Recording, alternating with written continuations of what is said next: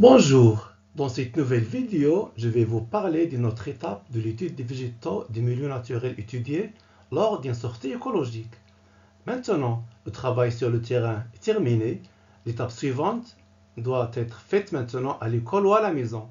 L'élève est invité à exploiter les résultats de son inventaire inscrit sur son carnet de notes pour préparer son rapport.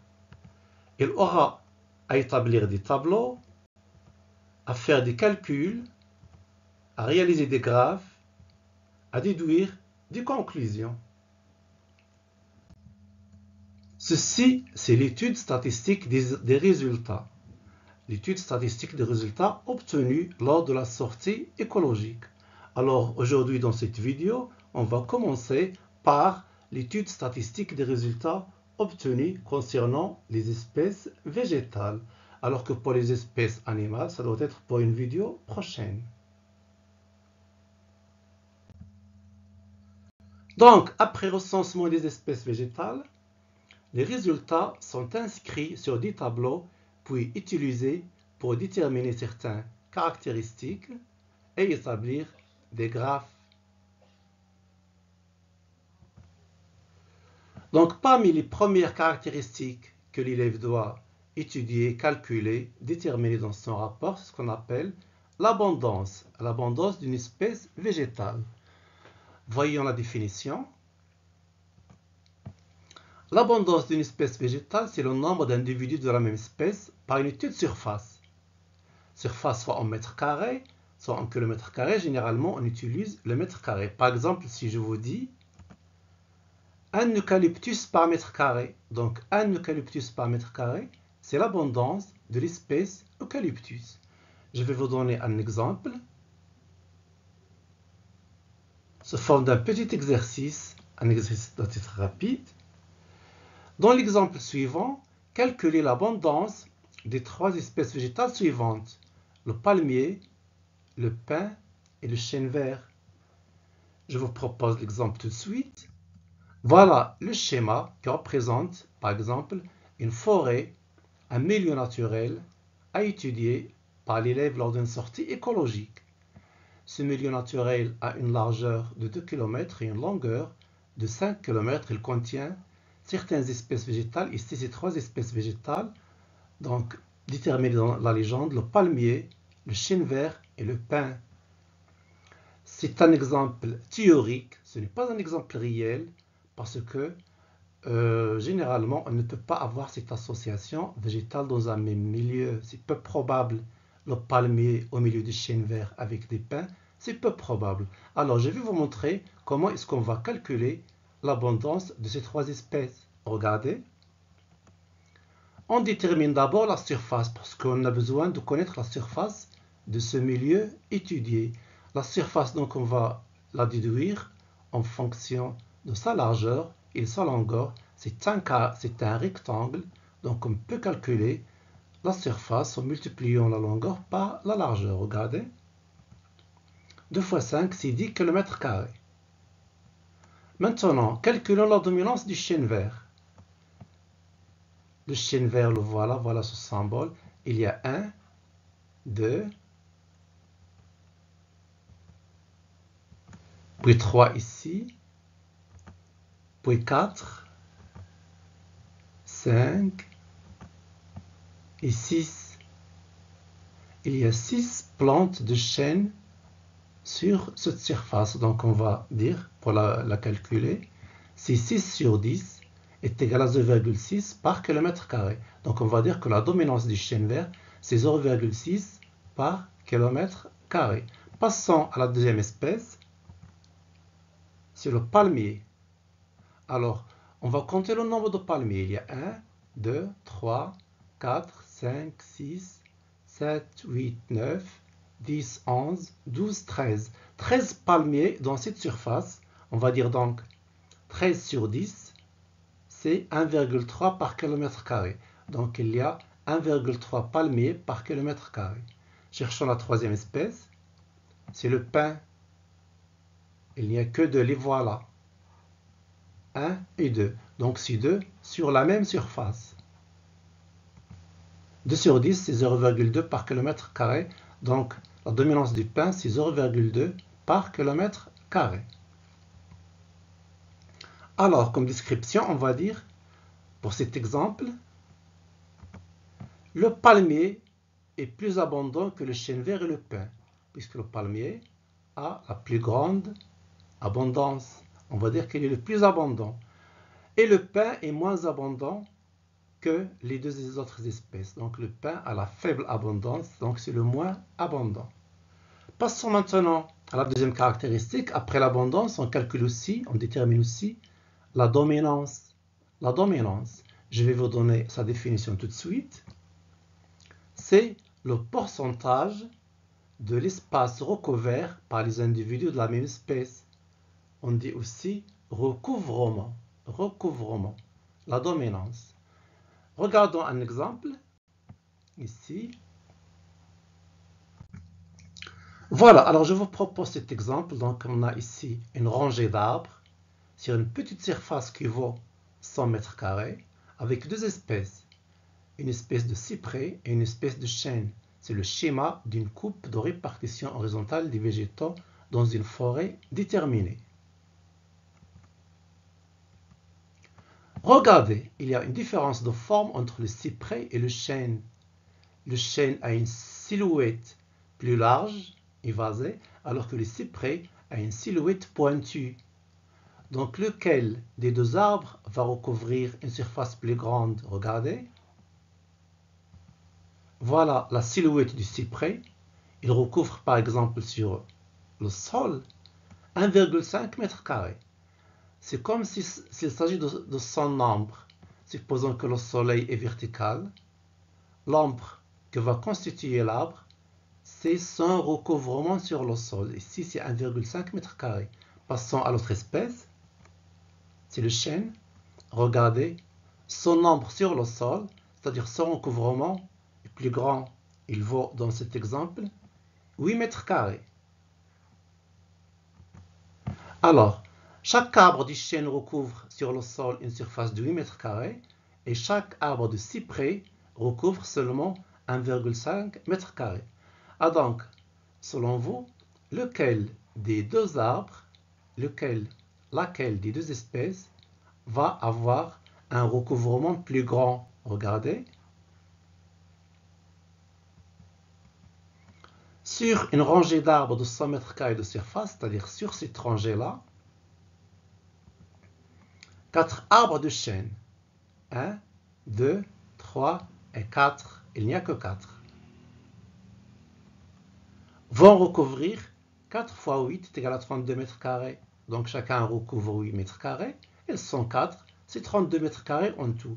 Et puisqu'on a 100 mètres carrés la surface totale, on va calculer le pourcentage. Il va donner 32%.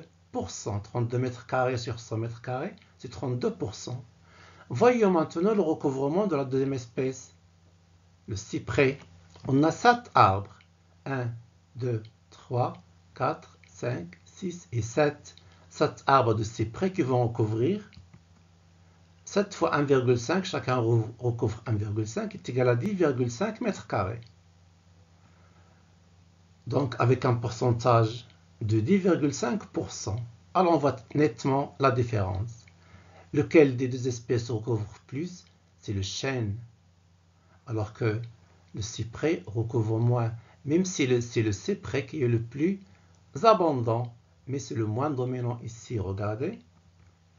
Donc c'est le chêne qui est le plus dominant, même s'il est le moins abondant. Passons à autre chose. Donc la troisième caractéristique ici, c'est le coefficient d'abondance-dominance, c'est l'échelle de Brown-Blanquet.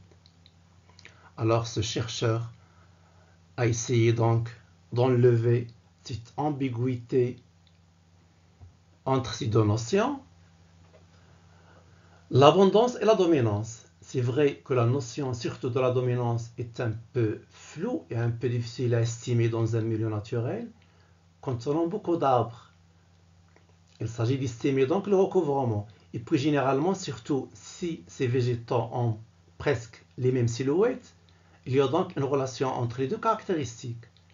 C'est pourquoi donc ce chercheur Brown-Blanquette a essayé d'éclaircir un peu les choses et d'enlever l'ambiguïté qui peut gêner un peu l'application des deux notions. Alors il a créé cette échelle. C'est l'échelle d'abondance-dominance ou bien l'échelle de Brown-Blanquette. On va la voir cette échelle, on va voir donc le nombre de degrés qu'elle contient. Pour nous, dans cette leçon, on va utiliser cette échelle pour caractériser chaque espèce végétale, son type, et de voir un peu sa hiérarchie, si j'ose dire, dans cette association de végétaux dans une forêt, etc. Alors voilà cette échelle. Sur ce document, sur ce tableau, regardez, à gauche, vous avez ici des schémas. Chaque point vert est une espèce végétale ou bien un plan de végétaux ou bien une plante. Alors ici, on a 2 points, 2 plantes seulement. Ici, le nombre continue à augmenter progressivement jusqu'à ce qu'on ait un grand nombre de végétaux. Alors, on va essayer chaque fois d'estimer l'abondance par donc les adjectifs qualificatifs, puis estimer le pourcentage de recouvrement par des valeurs numériques, puis donner le degré de l'échelle de Brown-Blanquette. Comme vous voyez ici, si je compte les cases 1, 2, 3, 4, 5 et 6, on aura 6 degrés. 6 degrés dans cette échelle. Alors commençons. Commençons le premier cas. On voit, c'est très bien que dans cette surface, dans ce milieu étudié, on a trouvé que 2 plantes. On va dire que l'espèce est rare. Ici, on va dire c'est un recouvrement très faible. Regardez, donc le milieu est presque nu. Le recouvrement de cette plante est très très faible. On va dire ici le degré plus, on va le symboliser par plus. C'est le plus faible, ou bien c'est le plus faible degré de cette échelle. Passons au deuxième degré. 1, 2, 3, 4, 5, 6. 6 plantes de la même espèce dans ce milieu. On va dire l'abondance très faible. Recouvrement aussi très faible, inférieur à 5%. Si on fait des calculs ici, on va trouver donc le recouvrement est inférieur à 5%. C'est le degré 1. C'est le degré 1 dans l'échelle de Brown-Blanquette. On passe au troisième schéma. Alors le nombre de plantes commence maintenant à augmenter. On va dire l'abondance est faible parce qu'il y a encore plus d'espace non recouvert par cette plante. On va estimer le taux de recouvrement, on va dire qu'il est faible, il est compris entre 5 et 25%. Dans ce cas, on dit qu'on est dans le degré 2 de cette échelle. On passe à ce schéma. Alors, environ la moitié maintenant de l'espace est recouvert. On va dire ici abondance moyenne. Et là, on va dire donner des valeurs qui indiquent qu'on arrive à 50%, donc c'est compris entre 25 et 50%, et c'est le degré 3. Le schéma l'avant-dernier schéma plutôt, donc regardez, il y a beaucoup de points verts, beaucoup de plantes de la même espèce, mais il y a encore quelques coins nus, quelques petits points non recouverts. On va dire l'abondance est forte et grande, le taux de recouvrement est important, entre 50 et 75%, c'est le degré 4. C'est l'avant-dernier degré. Il ne reste plus qu'un seul degré. C'est celui-là où il y a beaucoup de plantes de la même espèce. Les points qui sont encore nus sont faibles, sont très petits. On va dire espèce prédominante. Donc, c'est une espèce très dominante avec un taux de recouvrement très important qui dépasse les 75% et c'est le degré 5. Voilà, donc vous voyez que cette échelle de Brown-Blanquette, elle est constituée de 6 degrés. Le plus faible degré, c'est le symbole plus, et le plus grand degré, c'est la valeur 5. Alors je vais vous donner tout de suite sa définition. Voilà. L'échelle de Brown-Blanquette, on dit aussi coefficient de Brown-Blanquette, il nous permet d'estimer le degré d'abondance, dominance d'une espèce végétale dans un site sachant qu'en général, il y a une relation entre la dominance et l'abondance. Elle est formée de 6 degrés. Le degré le plus faible, c'est plus, et le degré le plus fort, c'est 5. Donc, après avoir étudié maintenant la dominance et l'abondance et ce coefficient de Brown-Blanquette, on passe à autre chose, c'est la fréquence F. On peut calculer la fréquence de chaque espèce dans une forêt ou dans un milieu naturel étudié. Alors, je vous donne la formule ou bien la définition. La fréquence F, son symbole c'est F, est égale à n petit n sur grand N multiplié par 100. Donc les valeurs sont toujours données en pourcentage.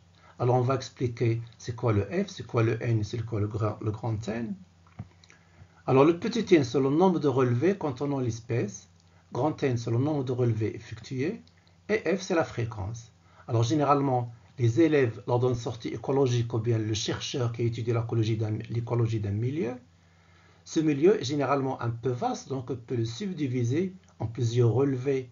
Par exemple, chaque groupe d'élèves vont travailler un relevé. Ils vont faire par exemple 5 relevés. Alors, N, c'est le nombre de relevés que contient l'espèce. Par exemple, parmi ces 5 relevés, alors le grand N, c'est 5 relevés. C'est le nombre total des relevés effectués. J'ai dit ici 5. Par exemple, une espèce végétale ne se trouve que dans 2 parmi ces 5 relevés. Alors le N doit être le 2, le grand N doit être 5, c'est 2 sur 5 multiplié par 100. Alors tout de suite, je vais vous donner des exemples pour éclaircir donc cette fréquence. Exemple. Voilà un exemple, c'est l'exemple de tout à l'heure. Toujours ce schéma de cette forêt. Voilà. Qui a toujours une largeur de 2 km et une longueur de 5 km, avec 3 espèces végétales, le palmier, le chêne vert et le pin. Dans ce site forestier, le chercheur a fait l'inventaire des espèces végétales dans 3 stations, c'est-à-dire qu'elle a effectué 3 relevés. Je vais vous montrer ces 3 relevés. Voilà. Par exemple, on peut diviser cette forêt, ce milieu, ce site, en 3 parties. Donc un groupe d'élèves travaille ici par exemple, un autre groupe d'élèves travaille ici par exemple, et un autre groupe d'élèves travaille ici. Donc 3 groupes d'élèves, 3 relevés. Ou bien un même chercheur peut effectuer le premier relevé, puis effectuer le deuxième relevé, puis il va effectuer le troisième relevé. Voilà le relevé numéro 1, il est en haut. Voilà le relevé numéro 2, il est en bas à gauche. Et voilà le relevé numéro 3 à droite. 3 relevés. Relevé 3, relevé 1, relevé 2. Donc 3 relevés en tout. Alors commençons à calculer la fréquence de ces 3 espèces. On détermine la fréquence des 3 espèces en appliquant la formule de tout à l'heure. Ici, vous observez qu'on n'aura pas à utiliser les dimensions de la forêt, donc on n'a pas à calculer la surface. Donc on n'a plus besoin ni de la valeur de la largeur, ni de la valeur de la longueur. On ne va plus utiliser la surface. On n'utilise que le nombre de relevés, le nombre total de relevés effectués et le nombre de relevés que contient l'espèce demandée. Regardons. On sait que fréquence f est égale à petit n sur grand N multiplié par 100. On applique ça pour ces 3 espèces. Commençons par le palmier. À quoi est égal f? Oui, le palmier, le voilà. Est-ce que le palmier se trouve dans le relevé numéro 1? Oui, il se trouve, le voilà. Avec 3 palmiers, nous nous intéressons pas au nombre de palmiers. Seulement, est-ce qu'il existe ou bien est-ce qu'il n'existe pas? Ici, l'espèce existe, donc elle est dans le relevé 1. Est-ce qu'elle est présente dans le relevé 2? Oui. Est-ce qu'elle est présente dans le relevé 3? Oui. Donc, elle est présente dans 3 relevés. Donc, le petit n, c'est 3 et le grand n, c'est 3 parce qu'on a effectué au total 3 relevés. Regardez, c'est 3 sur 3 est égal à fois 100 est égal à 100%. Donc, la fréquence du palmier, c'est 100%. Voyons maintenant le chêne vert. Le chêne vert, le voilà. Voilà son symbole. Avec cette silhouette un peu en vert, en gris. Est-ce que le chêne vert se trouve dans le relevé 1? Oui. Est-ce qu'il se trouve dans le relevé 2? Non. Est-ce qu'il se trouve dans le relevé 3? Oui. Donc il se trouve dans 2 relevés seulement. Ça veut dire que petit n c'est 2 et grand n c'est toujours 3. Le nombre total de relevés, regardez. F est égal à 2 sur 3 multiplié par 100 est égal à 66,66%. Donc la fréquence des chênes verts, c'est 66,66%. Passons à la dernière espèce, c'est le pin. À quoi est égale la fréquence du pin? Voilà le pin, voilà son symbole. Est-ce qu'il est présent dans le relevé 1? Non. Est-ce qu'il est présent dans le relevé 2? Oui. Est-ce qu'il est présent dans le relevé 3? Non. Donc il n'est présent que dans un seul relevé. Donc on va dire 1 sur le nombre total de relevés, c'est 3. 1 sur 3 multiplié par 100 est égal à 33,33%. Voilà comment est-ce qu'on calcule les fréquences. Donc on va dire dans cet exemple, comme description, le palmier est le plus fréquent, il a 100%, alors que le pin est le moins fréquent, il n'a que 33,33%.